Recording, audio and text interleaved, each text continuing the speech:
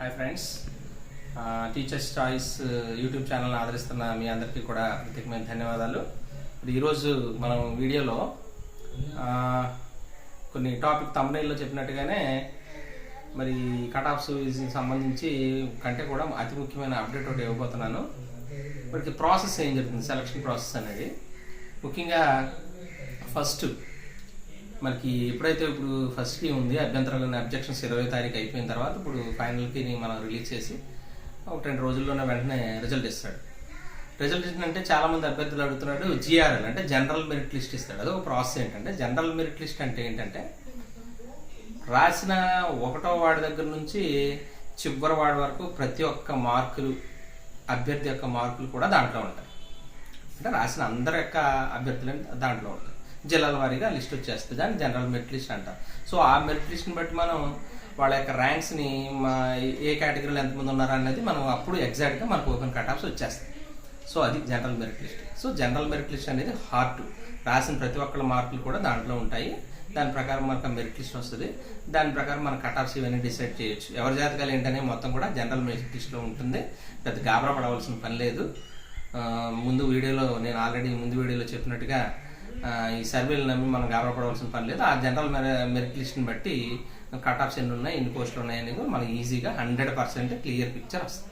దాని తర్వాత మరి సెలక్షన్ ప్రాసెస్లో 1:3 లిస్ట్ని పిలవచ్చా అంటే 1:3 లిస్ట్ని ఎందుకు పిలుస్తారంటే అది మనకి అభ్యర్థులకు ఉపయోగపడడం కోసమే 1:3 లిస్ట్ని పిలుస్తారు. ఫర్ ఎగ్జాంపుల్ ఇప్పుడు ఒకే అభ్యర్థి అటు బీఈడీ డైట్ చేసిన అభ్యర్థి ఇటు స్కూల్ అసిస్టెంట్ రాస్తాడు, ఇటు ఎస్ఈటీ రాస్తాడు.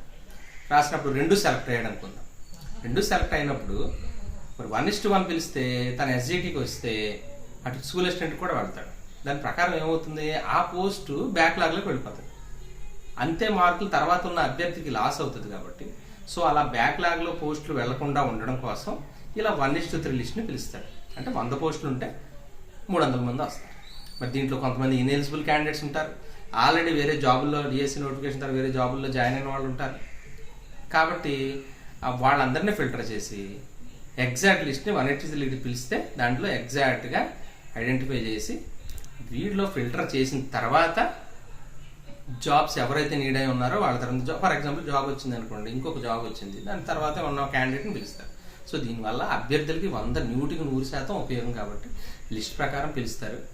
దాని ప్రకారం ఎగ్జాక్ట్గా పోస్ట్ ఎవరు వస్తారు. 1:3 లిస్ట్ ఎప్పుడైతే వచ్చిందో దాని తర్వాత నుంచి అది ఫైనలైజ్ చేసిన తర్వాత వెరిఫికేషన్కి వెళ్ళిన తర్వాత అప్పుడు 1:1 లిస్ట్ అనేది వస్తుంది. సో 1:3 లిస్ట్ని అలా పిలవడం వల్ల అంతమంది ఉంటారని కాదు, కొంతమంది ఉండొచ్చు, కొంతమంది దీనికి అటెండ్ అవ్వకపోవచ్చు, వేరే జాబ్స్లోకి జాయిన్ అవ్వచ్చు, లేకపోతే వేరే స్కూల్ అసిస్టెంట్స్ కానీ వేరే డిపార్ట్మెంట్స్లోకి వెళ్ళొచ్చు. కాబట్టి ఫైనల్గా అంతమందిని ఎక్కువ పిలవడం వల్ల గ్రాస్గా కొంతమందిని ఎక్కువ పిలవడం వల్ల ఏమవుతుందంటే అభ్యర్థులకు లాస్ అవ్వకుండా ఉంటుంది. అందు గురించి 1:3 నిలిపిస్తారు కాబట్టి సో దాని గురించి ఎటువంటి సందేహాలు లేదు. మీరందరూ కూడా దానికి సమాయత్తంగా ఉండి ఈ ప్రాసెస్ మొత్తాన్ని తెలుసుకోండి. దాన్ని ఇబ్బంది పడవలసిన పని లేదు. అంతా కూడా జెన్యున్గా చాలా చక్కగా జరుగుతుంది, చాలా వివరంగా ఉంటుంది. ఇంకా ఫర్దర్ నా వీడియోస్లో కూడా ఏ విధంగా ఏ ప్రాసెస్ ఏ విధంగా చేస్తారని మొత్తం కూడా ఎక్స్ప్లెయిన్ చేస్తాను. సో మీరు ఏం టెన్షన్ పడకుండా చక్కగా ఈ ఫైనల్ కీలో కూడా మనకి కొన్ని అబ్జెక్షన్స్ ఏమైనా ఉన్నాయి ఆల్రెడీ పెట్టారు కాబట్టి అవి కూడా మాడిఫై చేసి వస్తాయి. కాబట్టి సో ప్రతి ఒక్కరికి ఛాన్స్ ఉంటుంది. నేను ఆల్రెడీ ముందు వీడియోలో చెప్పినట్టుగా మీకు జాబ్ మీ జాబ్ రావాలని ఉంటే 100% అది మీ దగ్గరికి వచ్చి చేరుతుంది. కాబట్టి మీరు హోప్ఫుల్గా ఉండండి, అంతా బాగానే జరుగుతుంది.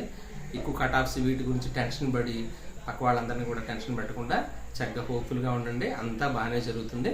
సో మరి మా ఛానల్ని సబ్స్క్రైబ్ చేయండి, లైక్ చేయండి, షేర్ చేయండి. Thank you.